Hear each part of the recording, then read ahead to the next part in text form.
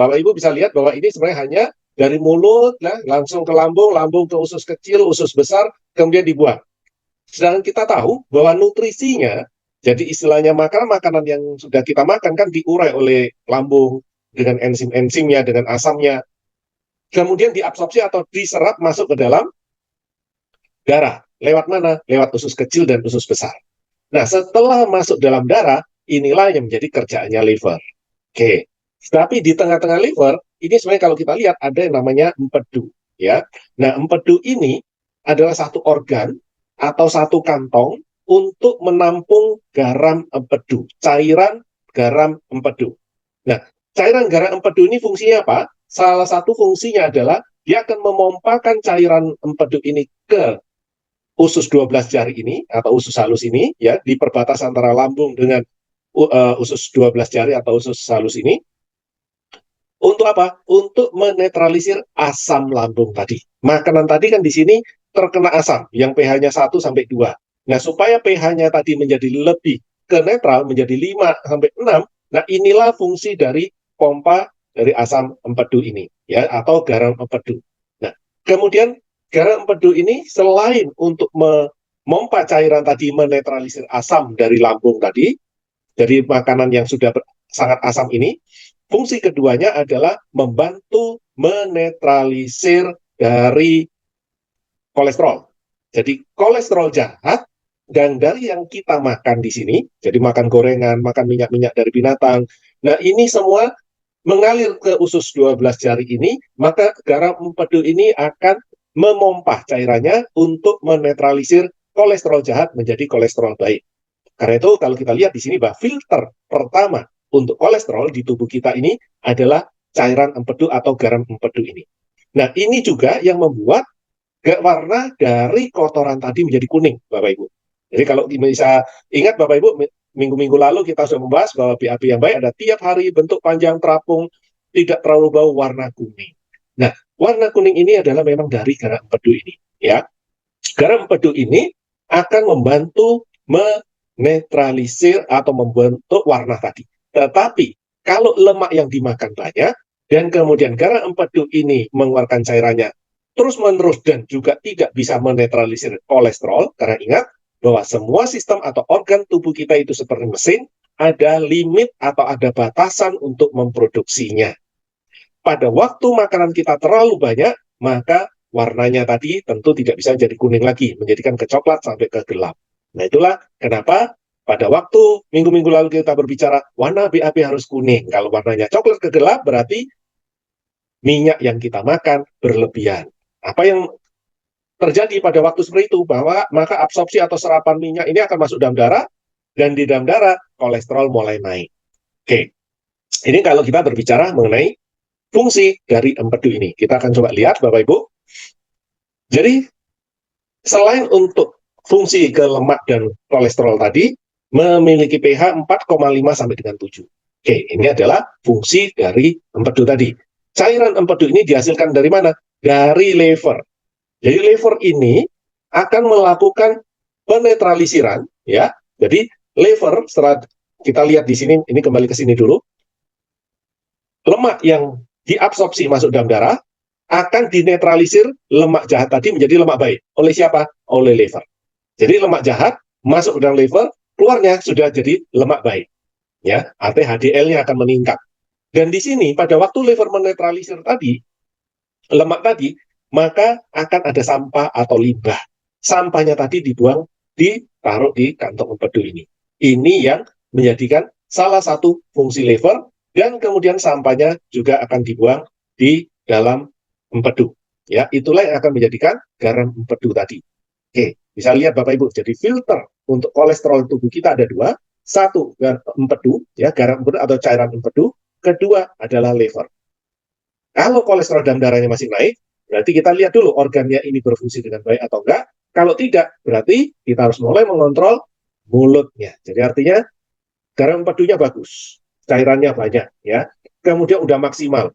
Kemudian livernya bagus, karena pola hidupnya bagus. Kemudian tidak banyak kerusakan pada sel-sel liver, tetapi pola makan kita yang jelek. Maka tentu penurunan kolesterolnya harus dari mulut. Jadi kita mengurangi Ini makan makanan yang lemak, atau gorengan, atau yang berminyak, dan acuannya di mana? BAB harus warna kuning. Sangat simpel, Bapak Ibu. Kita bisa mengecek sendiri, tidak harus selalu ke lab untuk melihat sebenarnya kolesterol saya lagi bagus atau enggak ya. Kita bisa lihat dari warna BAB tadi, ya. Nah, kalau memang organ livernya yang bermasalah, ya tentu kita harus perbaiki livernya. Kalau empedunya yang bermasalah, ya kita perbaiki empedunya. Di mana orang bermasalah dengan kolesterol, kalau nanti nanya saya, Pak, kolesterol saya tinggi, apa yang harus diminum? Ya, saya nggak tahu. Kenapa nggak tahu? Karena apakah pola makan Bapak Ibu yang harus dikurangi? Apakah kita memperbaiki kerja empedu ini? Atau kita memperbaiki levernya? Nah, inilah yang harus dicari. Dari mana kita tahu? Pada waktu kita mengecek sinyal tubuh. Yaitu, satu, kita lihat BAB-nya warnanya apa? Oh, kuning. Oh, berarti kalau kolesterolnya masih tinggi pada BAB warna kuning, makanannya bagus. Berarti faktor liver. Kita cek sinyal liver nanti. Ya, yang lalu kita pernah sempat bahas, hari ini nanti kita akan bahas lagi. Salah satu sinyal liver apa? Bangun pagi mulutnya kering nggak? Punggung belakang pegel-pegel nggak? Kemudian mulutnya terasa pahit nggak? Dan seterusnya. Ya, nanti kita akan bahas lebih detailnya. Inilah yang kita cari. Kalau ada jawaban iya, maka livernya yang kita perbaiki, Bapak Ibu. Jadi livernya diperbaiki, pola hidupnya memperbaiki, sehingga livernya bagus, maka kolesterolnya turun. Jadi kita lihat, sama masalahnya, sumber masalahnya berbeda, penanganannya berbeda. Karena itu tidak bisa kita hanya nanya, berapa? Apa yang harus saya minum? Berapa banyak? Setiap orang, seperti saya katakan, berbeda. Personal. Ya. Kenapa personal? Karena kita nggak tahu sumbernya dari mana. Lain kalau kita hanya menggunakan obat, ya udah kasih aja obat penurun kolesterol, maka akan turun. Tetapi efek obatnya habis, ya kolesterolnya naik lagi karena kita tidak menyelesaikan dari sumber masalahnya. Ya, selalu saya contohkan, rumah Bapak Ibu ada yang bocor, rumah saya juga bocor, kita sama-sama panggil tukang, tapi tukangnya belum tentu menggunakan bahan yang sama. Kenapa? Karena rumah Bapak Ibu bocornya karena gentengnya ada yang pecah, rumah saya karena sengnya ada yang yang lubang. Ya, tentu akan beda penanganan pada bocornya tadi. Yang satu membeli seng baru, yang satu membeli genteng baru, bahan yang berbeda. Demikian juga dengan tubuh kita, Bapak Ibu. Karena itu tidak bisa kita hanya bertanya, saya sakit ini, apa vitaminnya? Tidak bisa seperti itu, Bapak Ibu. Kita harus mencari sumbernya. Bagaimana cara saya mencari sumber masalah? Kita mengenal sistem tubuh bekerja dan mengenal sinyal-sinyal tubuh. Kan di beberapa sesi yang sebelumnya kita sudah berbicara sinyalnya liver, sinyalnya jantung, sinyalnya ginjal, dan seterusnya. Nah, inilah yang jadi acuan atau panduannya. Pada waktu badan kita merasa tidak nyaman, kita tinggal lihat, apa ini? Sinyalnya mana? Organ mana yang kita bermasalah? Kalau kita sudah tahu, tentu kita akan lebih mudah. Kita akan tahu mana yang harus diperbaiki dari pola hidup kita atau lifestyle atau gaya hidup kita, atau menambah dengan food supplement atau memperbaiki pola makan kita. Ya, jadi kembali Bapak Ibu, semuanya itu kembali sumber masalahnya. Kita kembali ke sini. Jadi makanan yang mengandung lemak mengalir di usus 12 jari ini, maka empedu akan mengeluarkan cairan. Salah satu fungsi cairan tadi adalah menetralisir asam dari lambung tadi, sehingga tidak sampai terlalu asam waktu mengalir ke sini. Karena kalau sampai asamnya masih pH 2, pH 3, maka sel-sel di usus halusnya akan rusak dan luka semua. Ya, bisa terjadi kebocoran dan itu akan berbahaya. Karena itulah fungsi garam empedu ini membasahi. Supaya apa? Jadi tidak terlalu asam tadi. Fungsi kedua adalah untuk menetralisir lemak jahat jadi lemak baik. Oke, itu gampangnya lah, bahasa mudahnya yang kita mudah dimengerti gitu ya Bapak Ibu ya. Nah, yang ketiga, pada waktu kita juga mengkonsumsi fiber atau buah-buahan segar atau sayur segar, di situ ada yang namanya fiber soluble water. Serat yang larut dalam air. Nah, serat itu ada dua kan, serat larut sama serat tidak larut. Bapak Ibu bisa melihat lagi di minggu-minggu sebelumnya kita sudah pernah membahas mengenai serat. Ada dua jenis, serat larut air dan serat tidak larut air. Pada waktu serat larut air ini kita konsumsi, dia akan juga mulai mengikat setelah mengalir di sini. Serat larut tadi akan mengikat garam empedu ini tadi, atau bilirubinnya. Ya, garam empedu ini di saat diikat oleh serat larut air, maka garam empedu tidak bisa masuk lagi ke dalam darah. Di saat garam empedu tadi tidak bisa masuk dalam darah, maka liver akan memproduksi lebih banyak lagi cairan empedu ini, sehingga lebih konsentrat, sehingga lemak yang dinetralisir akan lebih banyak. Karena itu fiber yang soluble water atau larut air itu bisa menahan kolesterol, tapi tidak secara langsung fibernya ke kolesterol, tetapi mengikat garam empedunya, kemudian liver memproduksi cairan empedu lebih banyak, sehingga makanan yang mengandung kolesterol di sini akan dinetralisir lebih banyak lagi oleh garam empedu atau cairan empedu ini. Oke, ini juga cara untuk menurunkan kolesterol tadi, ya. Oke, ini detailnya Bapak Ibu. Kalau sudah saya tulis apa yang saya bicarakan itu sudah saya tulis semua di sini. Nah, kemudian kalau yang jadi masalah adalah kita tidak terlalu banyak makan makanan fiber soluble tadi yang larut air, kemudian makan minyaknya masih banyak, kotoran kita warnanya hitam terus, coklat kehitaman terus, ini empedu akan memompa terus. Di saat memompa terus, ini akan jadi masalah. Ya, oke, masalahnya apa? Kita akan coba lihat. Garam empedu cairan tadi, kalau kita lihat mungkin gambarnya akan lebih enak yang di sini gitu ya. Jadi ada ini saluran ini akan menuju ke kantong. Di kantong ini cairan tadi akan dipadatkan. Jadi dari yang 800 sampai 1000 cc hanya dipadatkan jadi 30 sampai 40 cc di sini ya. Sisa cairannya untuk menetralisir asam tadi. Oke. Nah, apa fungsi dari garam empedu yang pekat ini? Inilah yang untuk ke kolesterol. Kemudian, karena makanan kita ini terlalu banyak yang berlemak, cairan ini belum sempat dipadati, kemudian mengalir semua lebih banyak ke sini karena sudah langsung banyak sekali makanan yang berlemak dan terus-menerus. Pagi makan gorengan, siang makan gorengan, sore makan gorengan, malam makan gorengan, tengah malam belum tidur makan lagi. Ya, misalnya terjadi seperti itu, maka ini garam empedu belum sempat dipadatkan dan kemudian terus-menerus menuju ke sini. Apa yang terjadi? Di sini terjadi perubahan pH. pH-nya menjadi lebih basah. Akhirnya yang terjadi apa? Penggumpalan. Penggumpalan di sini, jadi membentuk kerikil, mulai dari pasir-pasir halus, terus bentuk kerikil, terjadilah batu empedu. Jadi batu empedu itu karena apa? Karena terlalu banyak makan gorengan. Simpelnya itu aja Bapak Ibu. Kalau saya sudah punya batu empedu bagaimana? Ya hindari makanan gorengan. Nah, itulah cara kita untuk menjaga agar empedu ini sehat. Ya. Kemudian kalau sudah ada batu, kemudian ini dipotong, ya karena batu yang sangat mengganggu atau sudah terjadi pembusukan pada saluran-saluran empedu ini, kemudian oleh dokter kita operasi, di dokter kemudian ini dipotong, apa yang terjadi Bapak Ibu? Cairannya akan langsung menuju ke usus halus. Ini jelas, karena nggak perlu lagi lewat kantong kan? Tapi ingat, karena tidak ada kantong, maka tidak ada pemadatan, maka tidak ada yang menetralisir lemak. Filter pertama hilang untuk kolesterol kita. Jadi kita hanya punya nanti satu filter lagi, yaitu nunggu masuk dalam darah lemaknya, kemudian livernya akan menetralisir lemak tadi atau kolesterol kita. Jadi satu filter udah hilang. Jadi bisa bayangkan Bapak Ibu, kalau satu filter hilang, apa risikonya? Di saat kita tidak bisa mengontrol makanan-makanan kita yang berlemak, maka yang terjadi penyumbatan. Jadi itu yang akan mudah terjadi. Wah, ya istilahnya penyumbatan di jantung kita jantung koroner, penyumbatan di otak kita jadi stroke, penyumbatan di ginjal kita bisa jadi gagal ginjal. Tergantung di mana penyumbatannya tadi. Kenapa? Kolesterolnya tinggi. Susah turunkan. Kenapa? Karena sudah filter pertamanya udah hilang, terus mulutnya nggak dikontrol. Artinya kita tidak mengurangi makanan-makanan mengandung lemak tadi. Karena itulah selalu saya katakan makanan-makanan kita mengandung lemak ini juga harus dikontrol. Ya. Nah ini penjelasannya ya. Dan kalau makin parah, maka badan mulai timbul demam. Kenapa demam? Karena ada iritasi, ada infeksi. Di mana batunya di sini, dia nyangkut di sini mulai karena ini kan pompanya istilahnya kantong empedu ini memompa gitu ya, memompa cairannya. Karena dia memompa, kemudian batunya naik ke sini, turun lagi, pompa lagi, batunya naik lagi. Terus menerus seperti itu dan kalau batu makin membesar dan kalau dindingnya batu tadi agak tajam maka akan menggores. Di saat seperti itu, yang terjadi adalah kita mulai infeksi, mulai demam. Itu yang terjadi.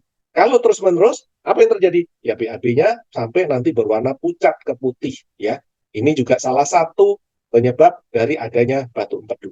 Atau empedu kita mulai ada gangguan. Jadi ini bisa Bapak Ibu lihat ya. Jadi ada saluran dari liver menuju bisa langsung, tapi ada yang harus masuk dulu ke kantong empedu ini. Ya, ini adalah kalau kita berbicara empedu. Oke, kalau sudah ada batu empedu, apakah bisa kuat? Tentu bisa ya Bapak Ibu ya. Bagaimana cara keluarnya? Ya ini pompanya kita kuatin supaya batunya ini keluar lewat masuk ke sini dan nanti terbuang lewat kotoran kita. Ya, dari usus halus masuk usus besar. Kemudian masuk ke dalam kotoran tadi atau BAB kita. Jadi kalau masih ringan Bapak Ibu, hanya kerikil-kerikil kecil atau pasir-pasir halus, satu, hindari makan berlemak atau minyak goreng atau mentega. Oke, minyak-minyak jahat. Nanti minggu depan kita akan berbicara jenis-jenis minyak dan kolesterol ya untuk melanjutkan ini.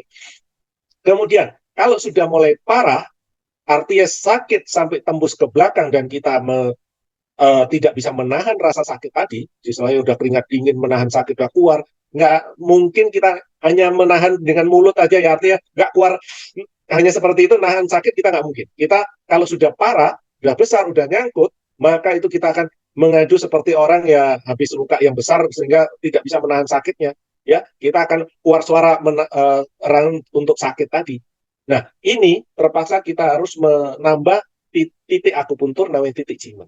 Apakah mau cuma di satu sisi, di sebelah kiri atau kanan, atau di keduanya. Di mana nanti saya tunjukkan gambarnya, ya titik ini untuk mengurangi rasa sakitnya. Kemudian, kita harus cukup makan protein. Ingat, kalau makan protein, jangan yang digoreng, artinya jangan tahu tempe digoreng, jangan dagingnya digoreng, jangan dagingnya berlemak. Ya, protein yang bagus, kita makan sesuai dengan kebutuhan tubuh. Kemudian kita bisa menambahkan B-kompleks 50-100 mg tergantung tingkat kesakitan tadi. Kalau ringan ya cukup 1 tablet B-kompleks atau 50 mg. Kalau sudah sakit kita minimal 2 tablet atau 100 mg ditambah 2-3 tablet Kalmak D ditambah 1.500 lecitin, ini kurang lebih lecitin itu 270 atau 290 ya miligramnya. Berarti paling tidak ada 5-6 lecitin dikunyah ditambah 1.000-2.000 mg biosi atau vitamin C 2-4 tablet dikonsumsi rutin 1-2 jam selama sakitnya belum hilang. Ini terus-menerus Bapak Ibu. Kenapa? Ini untuk dosis pengobatan. Jadi kita bisa tidak gunakan obat, tapi kita bisa gunakan suplemen dengan cara seperti ini. Tapi lumayan memang biayanya. Karena itu sakit tidak ada biaya yang murah Bapak Ibu. Jadi jangan sampai sakit. Kemudian kita mencari mineral zinc. Nah ini agak sulit kalau dari Nutria Indonesia, karena kita nggak punya zinc. Kita bisa cari di tempat yang lain 300 mg per hari. Nah, ini tinggal kita butuh. Untuk apa sih ini? Membantu kuat pompa kantong empedu ini. Supaya batunya cepat lompat, istilahnya, keluar dari kantong ini menuju ke sini. Ya, sakitnya tadi itu terjadi karena batunya menyumbat ke sini. Nah, kalau udah di kantong ini batunya udah ke sini, kemudian cairan mau keluar sulit, ini akan sakit luar biasa. Akan berbahaya, seperti saya katakan tadi, kalau mulai ada radang, mulai melukai dinding-dinding dalam, kemudian karena batu itu nyangkut di sini, lukanya ini membuat karena kita tidak cukup protein tadi dan B-kompleks, maka lukanya tidak cepat tertutup atau tergantikan sel-sel yang rusak tadi. Apa yang terjadi?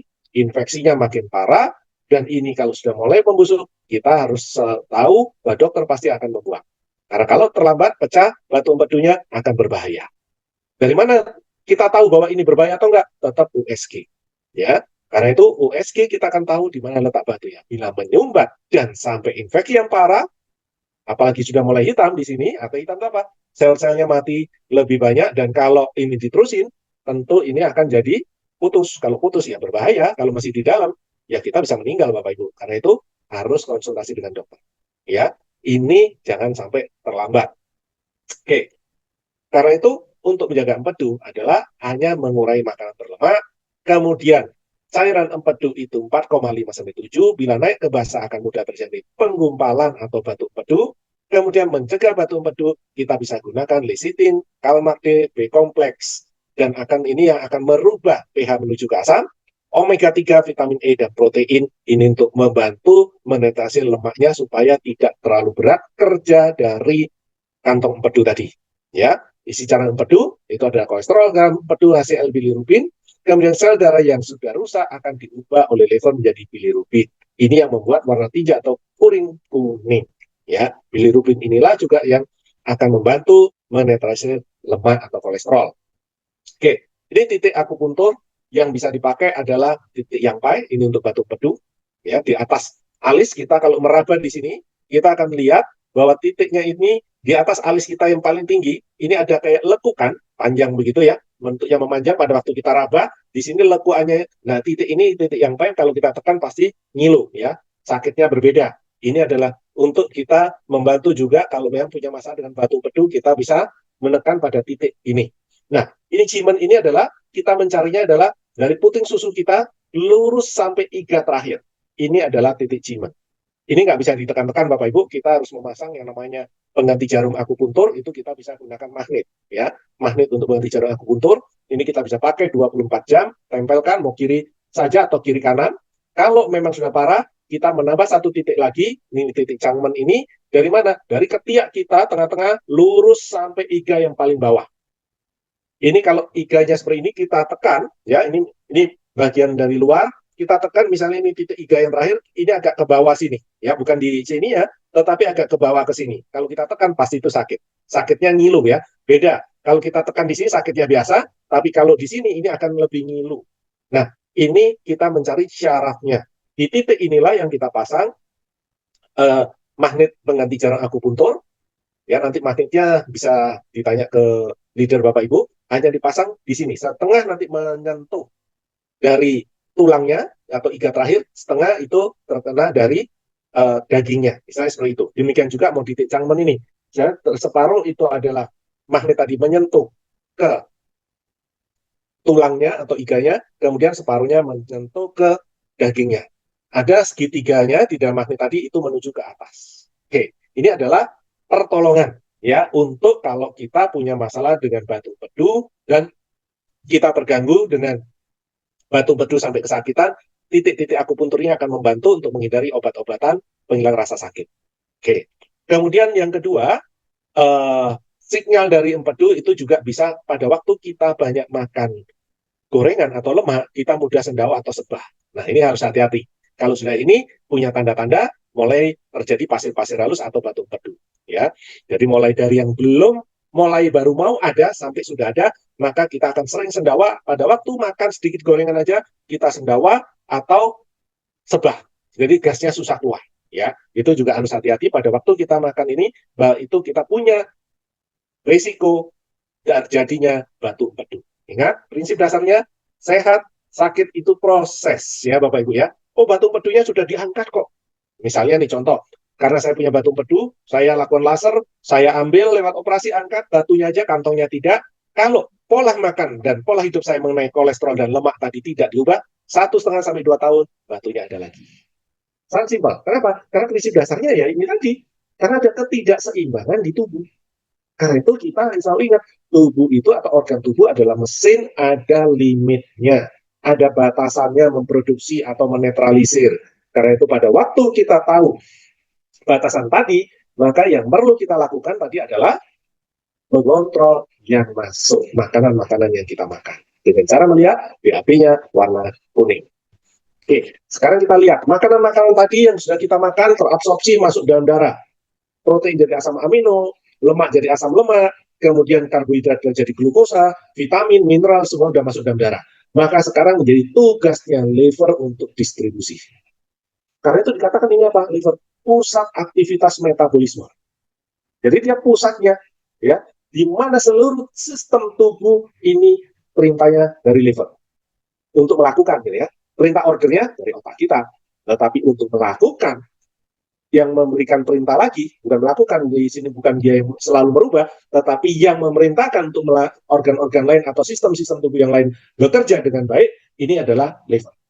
Karena itu Bapak Ibu, fungsi liver ini lebih dari 500. Bisa dibayangkan ya, organ yang paling besar di tubuh kita, fungsinya lebih dari 500, kemudian tidak ada syaraf sakitnya. Artinya apa? Kalaupun rusak 90%, kita nggak lihat sinyal-sinyal tadi kita lewati, capek aja lah, mungkin saya terlalu lelah, saya kurang tidur, bla bla bla, kita hanya menghibur diri, dan ternyata kerusakannya sampai pun 90%, kelihatannya kita sehat-sehat aja. Padahal mungkin kita sudah merasakan sinyal-sinyal tubuh kita.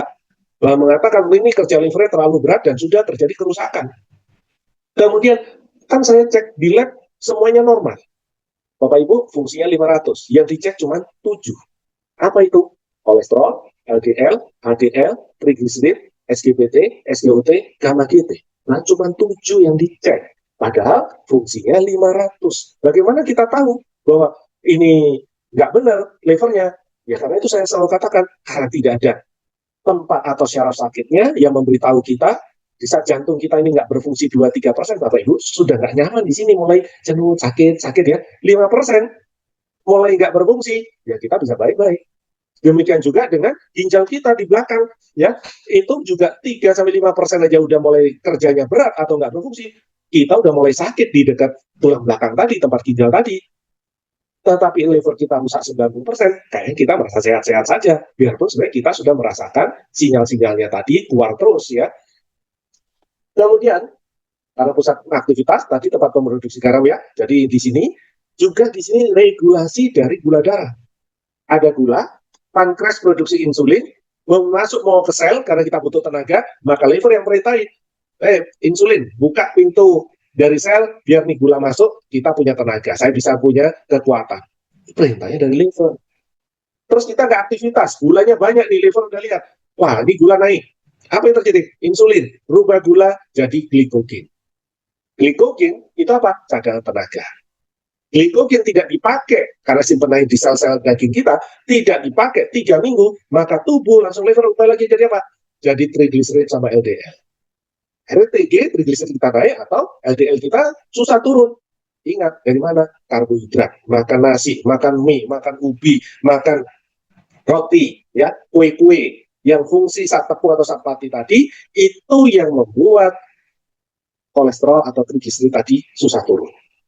Karena apa? Kita makan yang tidak terkontrol tadi, Bapak Ibu. Ini tugasnya dari liver tadi. Kemudian, karena sudah naik ke TG-nya, disimpan lagi oleh liver apa? Di sini berlemak. Ini kita katakan, livernya ada lemak. Fatty liver. Kenapa? Pola makan kita. Apakah dari gorengan tadi yang langsung tersimpan di sini kalau kelebihan, atau dari gula darah yang diubah, yang kemudian akan juga masuk ke nutupin dari sel-sel ini. Jadi lemak ini apa sih bahayanya kalau ada di liver? Ini seakan-akan kita mau bergerak ya Bapak Ibu, kemudian ini ada lemak. Nah, bagaimana mengikat nih? Jadi kalau lemak ini gimana kita mau bergerak lagi seperti ini gitu. Nah, ini yang membuat sel-sel tadi tidak bisa bergerak, sehingga sulit mendapatkan makanan, terjadilah sel-selnya banyak yang rusak, tidak tergantikan. Itulah nanti yang namanya jadi cirrhosis. Pengerasan liver. Apa itu keras? Ya selnya mati semua, tidak tergantikan. Ini salah satu sumbernya. Kemudian untuk detoksifikasi. Apa maksudnya detox ini? Menyimpan dan menetralisir racun. Saya makan nih ada cyanida, dosisnya kecil, ya. Tubuh masih bisa, livernya masih bisa menangkap. Gudangnya cukup untuk nyimpan. Maka ya kita tidak akan meninggal dengan tadi, tetapi ini akan menjadi logam-logam berat ini tadi akan diurai pelan-pelan oleh liver. Saya kemudian makan perasa, pewarna, ditangkap, gudangnya cukup, maka akan masuk di liver, nanti pelan-pelan akan diurai. Ini adalah fungsi detox dari liver.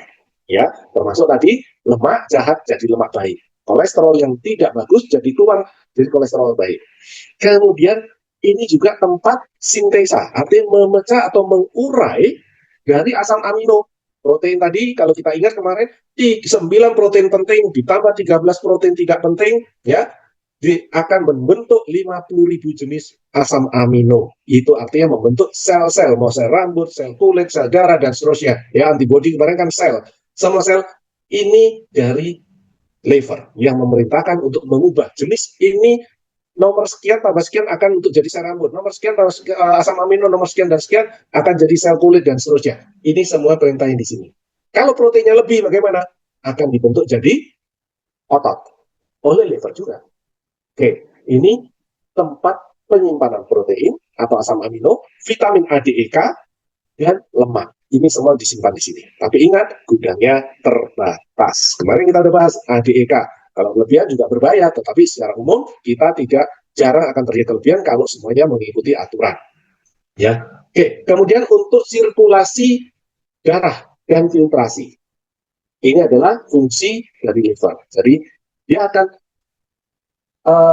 menetralisir zat-zat tadi supaya menjaga lemak-lemak tadi supaya tidak jadi plak, kemudian membentuk sel-sel baru untuk yang kerusakan-kerusakan. Ini semua fungsi dari liver. Kita nggak bahas satu-satu ya Bapak Ibu, secara umum aja fungsi besar-besarnya. Karena itu liver ini lebih dari 500 fungsinya, kemudian liver akan mengolah dan menyimpan nutrisi yang masuk, dan menetralisir racun, zat warna, sisa metabolisme, obat, dan lain-lain. Ya, organ yang paling besar dan tidak memiliki saraf sakit, ringkasannya ya, liver terletak di sebelah kanan di bawah rongga. Ini misalnya IGA kita, liver ada di belakangnya. Ya, tapi kalau misalnya livernya keluar di bawah IGA, berarti livernya mulai bengkak. Nah, ini biasanya dokter akan memegang di bawah IGA ini, pegang sesuatu benda, maka itu berarti livernya sudah terjadi pembesaran atau pembengkakan dari liver. Oke, itu ada di bawah IGA sebelah kanan, kemudian menghasilkan antioksidan yang kuat. Mulai dari SOD, superdioxide dismutase, katalase, glutathione peroksidase. Ini antioksidan yang bisa dipakai atau dihasilkan oleh liver. Dan 5 jenis antioksidan, ada 3 sudah dihasilkan liver. Dan kita sebenarnya juga akan mengenal 5 jenis radikal bebas gitu ya. Jadi harus begini Bapak Ibu, 5 jenis radikal bebas, 5 jenis antioksidan itu seperti ini. Jadi kalau ini ketemu begini, ya nggak cocok ya. Artinya ada antioksidannya tinggi, radikal bebasnya jenisnya yang ini, yang nggak akan ketemu, tidak bisa menetralisir, harus yang ini antioksidannya, yang baru bisa menetralisir dari radikal bebas ini. Jadi ada 5 jenis antioksidan, ada 5 jenis radikal bebas. 3 yang kuat ini dihasilkan di liver. Kemudian kita akan lihat mengatur keseimbangan lemak atau kolesterol, kemudian menghasilkan garam pedu, menghasilkan albumin. Jadi kalau albuminnya rendah, bagaimana? Ya livernya berarti tidak bisa bekerja dengan baik, atau materialnya nggak cukup. Ya apa yang mau diubah kalau nggak ada bahannya? Apa bahannya? Protein. Albumin adalah jenis protein. Jadi makanan-makanan mengandung protein kita bisa masuk kepada pasien yang kekurangan albumin, maka liver akan mengubah jadi albumin. Kok tahu? Ya tubuh punya sinyal. Apa yang kurang, apa yang lebih, tubuh memiliki sinyal Bapak Ibu. Semua perintahnya dari liver. Albuminnya kurang 100. Ini contoh nih, dalam angka kurang 100 gitu ya. Maka pada waktu ada protein, liver akan prioritas membentuk albumin. Tapi ternyata ada prioritas lain. Ada sel ini kita luka, misalnya luka luar, berkeluar terus darahnya. Maka liver lihat, oh ini yang lebih penting harus membentuk sel baru untuk menggantikan darahnya, menutup lukanya. Maka lari ke sini, albuminnya nggak naik. Padahal kita butuh dua-duanya kan. Karena apa? Stoknya terbatas dari makanan atau sumbernya. Tapi kalau stoknya cukup, makanan kita bahan-bahannya cukup, maka liver akan membentuk semuanya. Nah, tapi selalu saya katakan, apa yang mesti dikontrol selalu? Makanan kita, protein kita, B kompleks kita, kalsium, vitamin C, dan seterusnya. Ada 40 unsur makanan yang harus kita lengkapi setiap harinya. Menghasilkan tenaga. Jelas tadi ya, ada pankreas, ada gula, maka ini baru bisa. Dapatkan energinya, kalau liver perintahkan si insulin bentuk atau membuka pintu sel supaya gula bisa masuk dan kita akan mendapatkan energi, mengatasi proses penuaan. Jadi makin sehat livernya, makin kita awet muda. Oke, jadi orang bilang, wah saya dapat transplantasi, misalnya saya udah umur 50 lewat begini, kemudian ada butuh liver, saya butuhkan liver, kemudian ada saya transplantasi, ya mengganti liver saya yang lama yang rusak diganti yang baru, ternyata itu misalnya anak umur 20 tahun yang gantikan, yang dimasuk ke dalam tubuh saya. Maka saya seakan-akan sudah berumur 20 tahun, kalau saya bisa jaga makanan dan lain-lain, maka pertumbuhan sel-sel tubuh saya ini setara dengan anak 20 tahun tadi. Inilah yang luar biasa dari liver, Bapak Ibu. Karena itu, kalau memang kita mau lebih awet muda, tidak perlu ribet-ribet, caranya livernya dijaga. Ya. Oke, ini sebagai satu gambaran Bapak Ibu. Kenapa saya harus makan protein tadi? Ya, ini sebagai satu gambaran bahwa setiap hari itu ada 432 miliar sel yang rusak. Atau kurang lebih 500 ribu sel per detik. Yang rusak, yang mati. Ya. Dan kemudian sel-sel yang rusak ini harus diganti yang baru. Dan dibutuhkanlah 198 sampai 280 gram protein. Tetapi liver ini akan mengolah sel-sel yang mati tadi. Jadi apa yang rusak ini tadi, para 32 miliar ini, akan diolah oleh liver untuk dijadikan bahan lagi, yaitu protein lagi, untuk memenuhi sel-sel yang rusak ini. Dan ternyata itu hanya bisa maksimal 70%. Karena itulah kita harus makan protein, ikan, daging, telur, susu, kacang merah, kacang hijau, kacang putih, kacang kuning, kacang hitam. Ya, itu ada sumber protein, dan telur, itu ada sumber protein. Dan kita harus konsumsinya sampai dengan kurang lebih 0,8 sampai dengan 1 gram per kilogram berat badan. Ini confirm Bapak Ibu semua penelitian ya, bukan katanya, bukan kenapa saya harus makan sekian banyak, ya makin berat tubuh saya makin banyak secara angka. Ya, ini yang harus kita makan. Bila makanan mengandung kurang protein, apa yang terjadi? Kerja liver juga tidak bagus, sel-sel barunya tidak dibentuk karena nggak cukup bahannya. Kalau tidak terjadi seperti itu, apa yang terjadi? Mudah keriput, lebih cepat tua kan? Dan tentunya juga antibodi ini juga akan menurun. Tidak bisa dibentuk sel-selnya untuk melakukan pertahanan di tubuh kita. kok saya mudah sakit ya, dikit-dikit saya flu, saya apa berarti? Ya berarti selnya ada yang kurang, itu aja simpel lah Bapak Ibu ya. Berarti kita harus produksi sel-sel yang cukup. Antibodinya ini adalah sel. Nah, bila kita makan protein yang kurang juga, ini juga membuat cairan empedu lebih sedikit, sehingga mengurai lemak juga berkurang, ya. Dan juga akan terjadi apa? Mudah gemuk. Kok saya makan dikit aja gemuk ya?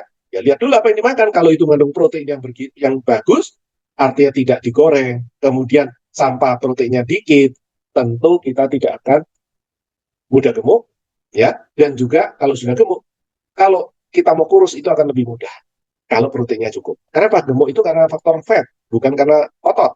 Ya, kalau gemuk otot karena binaragawan lain lagi. Tetapi kalau kita sudah gemuk susah kurus, kita sudah tahu makan mengandung protein kita kurang, gitu ya. Karena itu apa yang terjadi pada waktu kerusakan liver. Jadi artinya pada waktu liver ini mulai rusak, kita lakukan apa? Karena apa? Karena pola makan yang tidak sehat. Ya makanan tadi banyak lemak, digoreng. Kemudian pola hidup yang tidak benar. Tidurnya lewat dari jam 11 malam. Ingat, untuk jaga liver, 11.3 harus tidur. Jam 11 malam sampai jam 3 pagi harus tidur. Obat-obatan dan bahan kimia. Saya selalu ingatkan, vitamin obat adalah bukan permen, karena itu jangan copy resep, harus konsultasikan dengan dokter Anda. Ya, jangan merasa, aduh sayanglah bayar dokternya gitu ya. Kemudian kita copy resep aja. Sebaiknya tidak dilakukan itu karena obat-obatan yang Bapak Ibu konsumsi bukan permen. Ini punya efek terhadap liver secara jangka panjang. Sebaiknya juga tidak konsumsi alkohol. Kemudian kalau terkena infeksi virus, ya dalam tanda kutip kadang-kadang saya joknya ini adalah kita terima undian. Kenapa? Ini pasti kebanyakan tertular dari orang lain. Kenapa bisa tertular? Karena antibodi saya lemah. Coba kalau antibodi saya kuat, maka saya tidak akan tertular karena bisa melawan virus tadi. Ini contoh gampangnya seperti itu. Kenapa antibodi lemah? Karena bahannya kurang, sehingga tubuh tidak bisa membentuk. Kita udah bahas gitu ya Bapak Ibu. Oke, ini adalah tanda-tanda fungsi liver menurun. Sinyal-sinyal kalau kita katakan gitu ya. Jadi mata merah. Jadi putih mata ini merah, tetapi tidak gatal. Ya, putih matanya itu merah, tetapi tidak gatal. Ini terus tidak ada pembuluh darah yang pecah. Kita udah cek ke dokter mata, sehat nih matanya. Kita udah tahu, ini sinyal dari liver. Bagaimana perbaiki? Lihat, saya melanggarnya di mana? Oh, tidur saya jam 1. Ya udah, tidur lagi jam 11.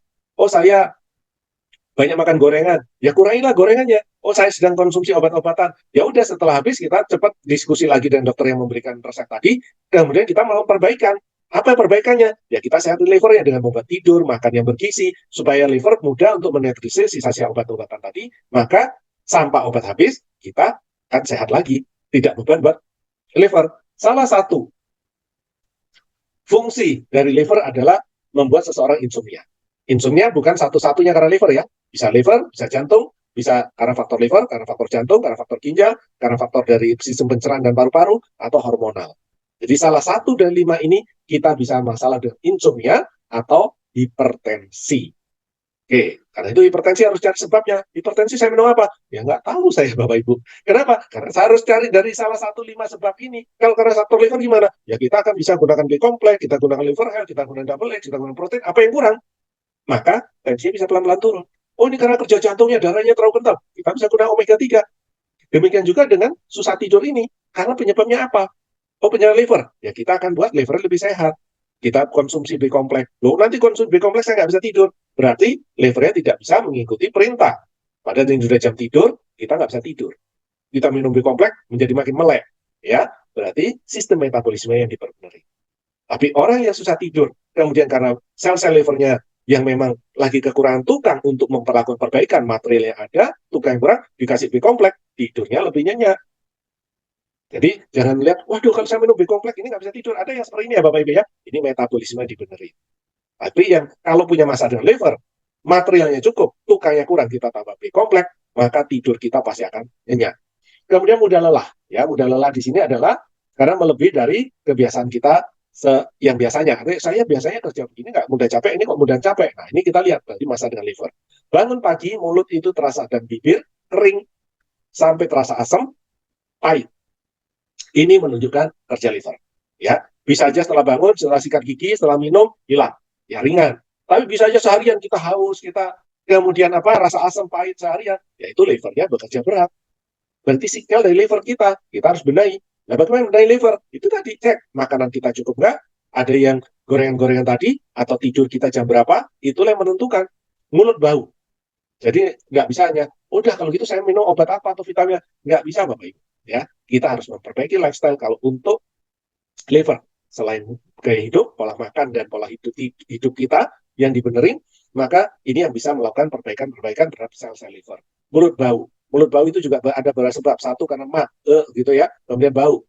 Kedua, tidak sikat gigi atau sedang puasa, maka juga akan terjadi bau mulut. Tetapi dua ini Bapak Ibu, bau mulutnya cepat hilang. Baunya tadi ya, kita berbicara dengan orang tadi, kita tahan nafas sebentar, kemudian kita mungkin setelah 10 detik, kemudian kita tarik nafas, baunya tidak ada lagi. Tetapi kalau bau mulut karena liver, kita nahan sampai 15 detik pun, kita tarik nafas, baunya itu susah hilang. Nah inilah kita bisa membedakan seseorang tadi punya masalah dengan livernya atau bukan. Kemudian sering mual. Dan ini otomatis tidak bisa sarapan. Pagi hari seseorang yang tidak bisa makan pagi, bukan karena masalah kebiasaan, tapi karena mual, ya, karena dia mau muntah pada waktu terjadi makan pagi, ini perbaiki livernya. Demikian juga dengan anak-anak kita ya, sore hari atau siang hari, makan siang atau makan malam, duduk udah dimasakin yang dia kesukaan anak-anak kita ini, yang anak-anak kecil ya, maksud di sini adalah di bawah 12 tahun, ya, termasuk sebenarnya dewasa, kita sendiri juga akan merasakan. Tapi kalau anak kan tidak, kadang-kadang nggak bisa bercerita, kita sebenarnya bisa melihat pada waktu mereka dikasih makanan yang mereka suka, nggak bisa makan dengan lahap, ya, tidak bisa makan dengan baik, kita udah tahu liver anak ini sedang bermasalah. Kita tinggal nanya, apa aktivitas kamu hari ini? Wah, bermain di luaran, capek sekali. Ya udah, kita bedahi dulu ke tingkat kecapean, tingkat kelelahan, tambahkan energi. Salah satunya adalah menambahkan B-kompleks. Oh, saya terlalu capek karena kurang tidur. Ya berarti kita udah tahu, makan secukupnya, udah, dia minta istirahat. Tapi kalau yang tadi karena kelelahan fisik tadi, ya setelah diberikan B-kompleks, biasanya setengah jam kemudian atau 1 jam, kita tawari makan, dia akan makan lagi. Ya, tetapi kalau yang karena kurang tidur, kalau sudah mual, ya memang hanya bisa untuk tidur lebih awal, supaya tidak jam 11 ke atas lagi tidurnya. Pencernaan tidak baik, mudah kenyang atau kembung, BAB tidak tiap hari, bau sekali, dan bentuk seperti kotoran kambing, ini juga menunjukkan kerja liver yang berat. Kemudian bengkak di wajah dan kaki hanya mulai siang hari sampai sore, jadi mulai jam 12 jam 1 siang, mulai dari pembengkakan, kaki, ya wajah, nanti jam 4 jam 5 udah hilang. Ini ada liver. Ya. Kemudian di ekor mata, di sini ada flek, ya di daerah sini. Ini ada flek, berarti ini juga sinyal liver. Mau di laser juga percuma Bapak Ibu dibilangin. 2-3 bulan udah muncul lagi itu flek. Kenapa? Hanya perbaiki liver, maka flek ini akan hilang dengan sendirinya. Kemudian di bawah mata, ini mulai ada flek hitam, itu juga menunjukkan ya bahwa itu bermasalah dengan livernya. Kemudian di bawah mata ini membentuk kantong sampai menuju ke sini. Jadi bukan kantong mata karena lemak, tetapi kantong mata yang menurun sampai di tulang pipi sini, itu juga hati-hati karena itu gejala awal dari sirosis juga. Kemudian di bawah mata kita pegang agak kasar, ada bintik-bintik halus sampai mulai yang membesar, itu kita sudah fatty liver. Lemak sudah ada di liver kita. Ya, ini ada sinyal sebelum kita USG, kita sudah tahu. Sebelum kita cek ke lab, kita sebenarnya sudah diberitahu bahwa tubuh kita ini seperti apa, Bapak Ibu. Kemudian kita bisa menjulurkan lidah di depan kaca ya. Kita seperti ini, pinggir lidahnya itu berbentuk seperti gergaji. Yang mulai padat, benar-benar kayak gergaji kayu begitu, atau hanya baru 1-2. Kalau 1-2 ya ringan, tapi kalau sudah bentuknya kayak gergaji beneran, nah itu sudah cukup berat dari kerja livernya. Sakit? Belum tentu, belum ya. Kita mungkin lihat belum. Tapi kalau sikel-sikel yang keluar lebih dari 8 atau 10 Bapak Ibu, ya ini sudah pasti lab kita merah semua. Kita cek ke lab sudah pasti merah semua. Lidah timbul bercak putih, bangun tidur punggung itu pegel semua, diboyok sampai ke pundak, kadang-kadang sampai terasa seperti dikasih papan, kita mau gerak aja sulit, ini makin parah ya. Kadang-kadang kita baru bisa bangun setelah diinjak-injak, dipukul-pukul, dipijat-pijat, baru kita bisa bangun dari tempat tidur. Kalau nggak kita golek-golek dulu, kalau nggak ada orang lain gitu ya, akhirnya mungkin 10-15 menit baru saya bisa turun dari tempat tidur. Karena apa? Kaku sekali pundak saya sampai pinggang ini. Nah ini menunjukkan kerja livernya berat. Sakit liver? Belum. Ya. Menuju ke sehat, sakit. Menuju ke sakit. Kemudian mata mudah berair dan banyak kotoran mata, bisa pagi hari kita bangun atau seharian, itu juga menunjukkan sinyal dari liver. Warna kulit ini menjadi lebih kehitaman dan lebih hijau. Ya, kelihatan warnanya tidak cerah, kelihatan lebih gelap, begitu. Kita melihat itu juga menunjukkan kerja livernya sedang berat. Oke, bagaimana cara kita menjaga liver ini? Satu adalah dengan cara kurangi makan gorengan dan lemak tinggi. Ya, membangun kebiasaan dengan kita tidur sebelum jam 11 malam, berpikir positif, tidak mudah stres. Pada waktu kita marah, yang luar biasa marah, artinya contoh marah itu sampai gebrak meja lah gitu ya, maka antibodi kita akan drop. Liver membutuhkan waktu 24 jam untuk membentuk antibodi tadi naik. Ya, jadi artinya hari ini saya marah jam 7 malam. Besok sebelum jam 7, jam 5 malam, jam 3, jam 4 sore saya marah lagi. Apa yang terjadi? Jam 6, jam 7 malam Bapak Ibu mulai bersih-bersih. Mulai badan mulai sedikit meriang. Itu yang terjadi. Kenapa? Belum terbentuk, kita udah rusakin lagi antibodinya. Maka akan terjadi seperti itu. Karena itu kalau marah berat, hari ini marah, besok jangan, lusa baru marah lagi Bapak Ibu. Ya. Jadi buat tubuh bisa membentuk dulu antibodinya. Kemudian kembali, jangan makan lewat jam 7 malam. Jam 6 sampai jam 7 malam adalah tempat atau waktu enzim di lambung terbentuk. Lewat jam 8 malam sebaiknya sudah tidak ada makanan lagi. Apa alasan yang kedua? Adalah makanan tadi akan habis selama 4 sampai 6 jam. Saya makan malam jam 10. Ya, makanan tadi pelan-pelan kan diurai oleh lambung, kemudian masuk ke dalam darah 4 sampai 6 jam. Kalau jam 10 Bapak Ibu selesai jam berapa? Jam 2 sampai jam 4 pagi. Padahal jam 11 sampai jam 3 pagi waktunya liver membuang sampah. Kenapa harus tidur 11.3 tadi? Karena jam 11 malam sampai jam 3 pagi waktunya liver membuang sampah. Sampahnya nggak buang, karena apa? Liver harus menggunakan sel-sel liver tadi untuk mendistribusi makanan yang masuk tadi. Karena kita makan mau jam 10, jam 11 malam tadi, jam 12 mah ada protein. Oke, dirubah jadi ini. Oh, ini ada karbohidrat. Nih orangnya udah mulai istirahat, nggak banyak gerak, diubah lagi. Nah, terus seperti itu. Akhirnya sampahnya tidak terbuang. Pada waktu kita tidur, jam 2 pagi, bayar pun bangunnya jam 10 pagi, Bapak Ibu, apa yang dirasakan? Badan pegel semua. Tidak akan pernah enak. Ya. Dan kita tidak punya semangat yang tinggi. Tapi coba tidur jam 11. Setengah 11 sudah tidur. Mau bangunnya jam 3 pagi atau setengah 4 pagi. Badan itu seger sekali. Dan kita udah semangat. Mengerjakan apapun semua lebih cepat. Dibanding saya bangun jam 7 pagi, karena tidur saya jam 1, jam 11 itu jam 7, jam 8 pagi, coba lakukan pekerjaan. Hanya mungkin baca koran, menyusun pekerjaan kantor dan seterusnya, ini akan menjadi lebih panjang. Dibanding pada waktu saya bangun jam 5, kemudian saya beraktivitas, melalui saya baca koran, semua pekerjaan kantor mungkin 1-2 jam sudah selesai semuanya. Dibanding jam 8 tadi, jam 11 saja kita nggak selesai. Ya, ini kita bisa melihat sendiri benar nggaknya. Kemudian olahraga teratur, hindari minuman-minuman alkohol dan minum obat yang tidak pakai resep atau tidak terkontrol tadi, dan suplemen yang tepat.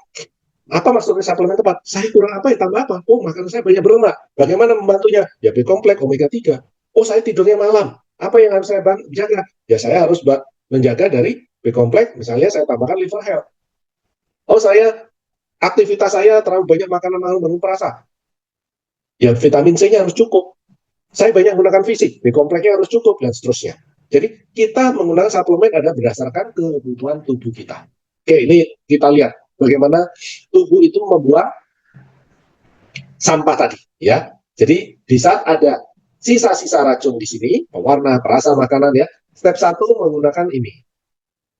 Vitamin B, asam folat, glutathione, antioksidan dan seterusnya. Ini kemudian masuk di step 2, maka akan lebih banyak digunakan jenis-jenis protein, glutamin, glisin dan seterusnya ini. Kemudian step 3, ini anti-liver sudah merubah menjadi air, ya, dalam pengertian yang water soluble, arti sudah larut di dalam air, ya. Kemudian dibuang apakah lewat empedu, nanti kalau lemak atau ke ginjal, kemudian menjadi urin, ya. Ini adalah cara untuk tubuh membuang lemak ini tadi. Oke, kita bisa melihat ini Bapak Ibu ya, bagaimana cara tubuh membuang lemak ini tadi. Oke, kita lihat yang lainnya. Kita lihat ya, ini lebih lengkap ya. Apa itu toksinnya? Kemudian ada namanya enzim fase 1 atau sitokrom P450. Kemarin kita ada sempat singgung-singgung ya, sitokrom P450 itu adalah enzim yang dibutuhkan dan dihasilkan di liver. Ini untuk supaya metabolisme sampah-sampah tadi. Dibutuhkan apa aja? Ini Bapak Ibu bisa dilihat ya. Kemudian kalau ada radikal, maka superdioksitnya mengurusin radikal bebas ini. Kemudian akan terjadi masuk ke fase 2, dibutuhkan ini, bahan-bahannya yang lebih banyak protein, kemudian akan dibuang. Apakah itu lewat nanti ginjal atau lewat empedu, kemudian juga kotoran. Ini adalah tubuh bekerja Bapak Ibu. Kenapa kita bilang, loh kenapa butuh makanan kemarin kok macamnya banyak? Ini tadi, ini untuk supaya bekerja aja tubuh ternyata membutuhkan sekian banyak item. Ya, ini contohnya adalah kalau ya kita asal tahu aja lah karena kita bukan untuk mengetahui untuk belajar lebih detailnya, tetapi untuk tahu bahwa ternyata makanan kita itu sangat penting untuk tubuh ini. Kalau kita makannya yang buruk, yang jelek-jelek, maka tubuh ini juga akan tidak bisa bekerja dengan baik. Oke, ini cuma satu tambahan aja. Jadi kadang-kadang kita bisa lihat bayi yang baru lahir itu bisa menjadi kuning. Kenapa seperti itu? Ya, kita taruh di inkubator, kemudian di sinar. Nah, 90% Bapak Ibu karena terjadi kekurangan oksigen pada bayi tadi. Karena itu pada waktu masuk hamil ke 3 minggu ke 839, ya, ini ibu hamil itu sebaiknya banyak mengkonsumsi vitamin E antara 500 sampai 1000 IU per harinya. Salah satu fungsi vitamin E, ingat, adalah meningkatkan atau mengikat oksigen di dalam darah lebih kuat. Kalau banyak oksigennya, maka risiko rusaknya sel darah merah dan bilirubinnya akan turun sehingga bayinya tidak akan menjadi kuning. Jadi ini diberikan sebelum lahir. Kalau sudah lahir ya kita mau nggak mau melihat dulu, oh bukan karena livernya yang berbahaya, ini cuma kuning biasa, semua darahnya normal. Ya kita tahu itu cuma kekurangan oksigen aja bayi tadi. Ya, oke. Kita bisa lihat lagi penyakit-penyakit yang berhubungan dengan liver. Kita bahas agak panjang dikit ya untuk liver, karena kalau dulu bagi dua ini kita nggak berbicara mengenai penyakitnya nanti. Salah satu yang umum dan paling banyak di Indonesia ini adalah hepatitis. Model jenisnya A, B, C. A itu rata-rata tidak terlalu menular, B dan C itu yang bisa menular, apakah lewat ludah atau lewat makanan, karena itu tidak sebaiknya tidak menggunakan sendok bareng misalnya gitu ya, makan bareng kita menggunakan sendok yang berbeda. Air liur juga sama, kalau kita bersin, kita batuk, sebaiknya menutup mulut atau hidung kita ya supaya tidak menyebar ke mana-mana sehingga tidak menimbulkan masalah kalau kita punya masalah dengan liver kita atau ada virus di dalam tubuh kita ya.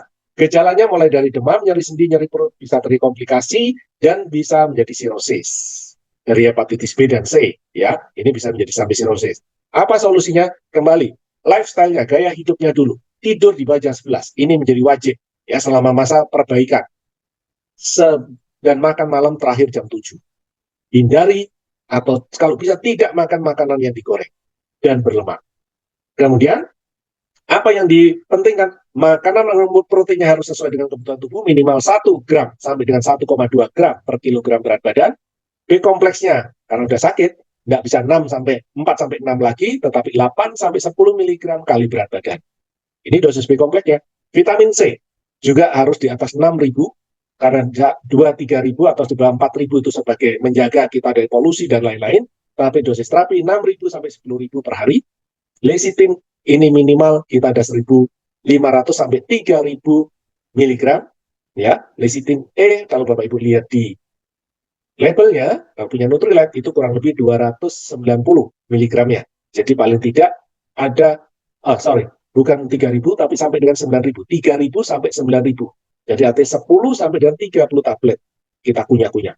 Liver health, ini asap aktifnya adalah silimarin, tanamannya adalah mifistol, fungsinya adalah untuk membentuk sel-sel liver baru dan sebagai antioksidan, jadi membentuk antioksidan di liver. Ini hanya khusus ke liver. Jadi termasuk Bapak Ibu misalnya ke internet, kalau punya masalah dengan liver apapun, ya sakit yang berhubungan dengan liver, pasti dokter akan berikan suplemen yang isinya silimarin dan phosphatidylcholine. Silimarin itu ada di liver health, phosphatidylcholine itu lecithin E. Ya, lecithin itu sama dengan juga phosphatidylcholine. Kenapa kita memberikan Kalmak D? Kalmak D ini untuk membantu proses metabolisme, termasuk antibodi karena hepatitis, karena virus. Virus tentu antibodi kita harus kuat, ya, harus bagus tulang belakang, sekelenjar pencernaan. Kan kita udah bahas ya minggu-minggu lalu. Nah, ini adalah yang harus tercukupi. Oke, kalau masalah dengan sirosis, ini yang sulit Bapak Ibu. Kenapa sirosis menjadi sulit? Karena ini kalau sudah pasiennya udah ngap-ngapan, udah nafas aja udah sulit, maka yang bisa ini hanya dari transplantasi liver. Sulit hanya digantikan, hanya dengan suplemen.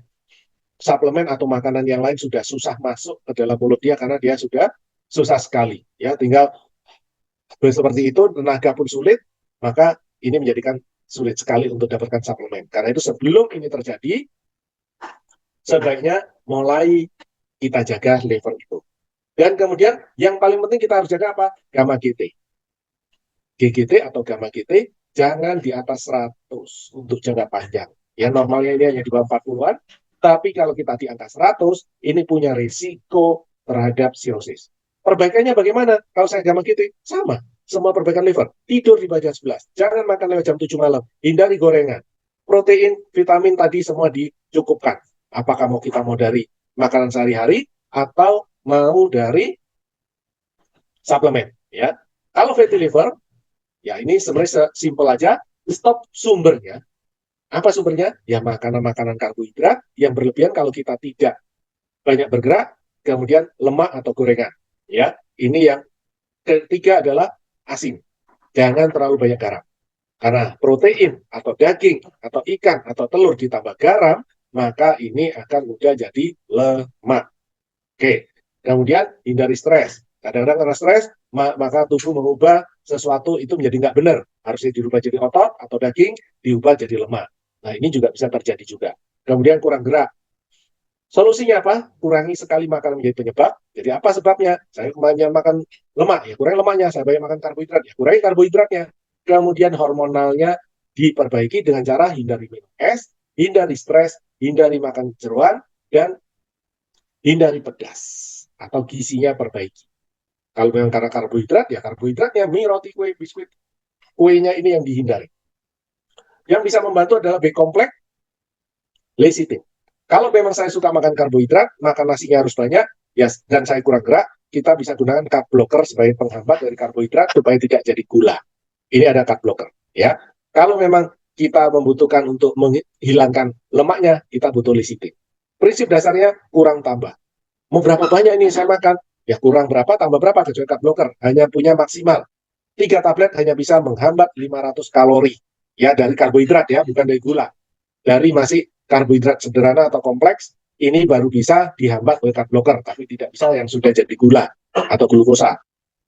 Oke, kita bisa nambahkan dapatkan dengan vitamin E atau liver health, ini sebagai tambahan aja. Kalau memang karena faktor obesitas, karena dan mengkonsumsi, jadi penyebab tadi, ini ya, fatty liver ini bisa menghasilkan obesitas atau mengonsumsi alkohol berlebihan, ya kita bisa tingkatkan antibodi kita.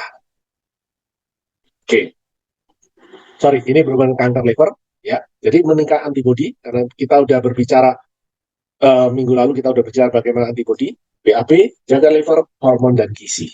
Ya, ini akan meningkatkan antibodi. Kemudian asam urat. Oke, asam urat ini hubungannya apa dengan liver? Loh, saya kebanyakan makan purin, hindari ini, hindari itu. Betul, Bapak Ibu, hindari makanan-makanan purin, benar. Tetapi siapa yang menetralisir purin ini? Liver, asam amino purin itu. Ya, asam amino, maka itu harus liver yang mengurai. Kalau liver bisa mengurai, maka purinnya akan dijadikan bahan dasar sel, dan purin ini juga sebagai bahan dasar untuk antioksidan di tubuh kita, Bapak Ibu. Karena itu banyak kita takut dari purin. Kenapa? Ya karena livernya nggak bisa mengurai. Kalau liver kita bisa mengurai, selesai. Tidak ada yang namanya asam urat kita tinggi. Karena itu apa yang harus kita lakukan untuk menjaga asam urat ini? Satu, perbaiki liver, ya, tadi pola hidup. Kemudian minum air putih, banyak gerak, minum kopi tanpa gula, kalau memang kita suka minum kopi, dan dark coklat. Dark coklat ini artinya 70 sampai dengan 90% coklatnya. Jadi bukan yang manis tapi agak pahit gitu ya makan coklatnya. Nah, suplemennya bisa kita gunakan B-kompleks, omega 3, vitamin C. Kemudian masih ada buah-buahan, mulberry, biji seledri, nanas, dongwai. Ya, dongwai ini jarang ya kita dapatin karena ini banyak di daerah Asia Timur. Nah, ini kita bisa dapatkan mulberry ini seperti ini ya Bapak Ibu ya. Mungkin di daerah masih ada. Saya lihat kemarin kalau di Lombok mulai banyak nanam ini, bahkan dibuat jusnya ya, minuman. Ini adalah buahnya yang bisa membantu untuk menurunkan asam urat. Oke, seledri itu bijinya ya, dan kita bisa konsumsi itu. Nanas semuanya kita konsumsi, bukan tengahnya dibuang. Kemudian D-dimer. D-dimer ini kita pada waktu COVID ini menjadikan kayaknya sebagai satu momok gitu ya, kalau udah kena COVID, waduh, ini D-dimernya. Bapak Ibu, kita melihat kalau dalam waktu COVID itu virusnya menyerang apa? Sel-sel kita dirusak. Segitu banyak. Di saat sel-selnya dirusak begitu banyak, maka sampahnya banyak. Sampahnya banyak, liver yang tidak bisa tadi, apoptosis atau mendaur ulang, ya, pada saat liver tidak bisa mendaur ulang, maka itu menjadikan sampah di dalam tubuh tadi tinggi, itu membuat D-dimer kita tinggi. Karena itu apa? Ini yang sementaranya. Apalagi kita sudah punya darah kental itu, punya masalah dengan penyumbatan. Nah, inilah akan menjadi lebih meningkat. Kita bisa gunakan omega 3, kita harus sehatkan livernya. Ini yang kalau kita punya masalah. Jadi, apa vitamin yang untuk menjaga liver? Kita misalkan protein, B kompleks, double X. Double X secara penelitian 6 minggu konsumsi 2 set per hari double X bisa meningkatkan sitokrom P450 atau enzim fase 1 tadi. Ya, ini bisa ditingkatkan dari double X, itu penelitian Bapak Ibu. Kemudian lecithin. Ini adalah vitamin utama kalau kita bermasalah dengan liver. Kemudian ada vitamin pendukung, itu ada mictistol, liver health di sini ya. Ini ada nama tanamannya mictistol tadi. Zat aktifnya adalah silimarin.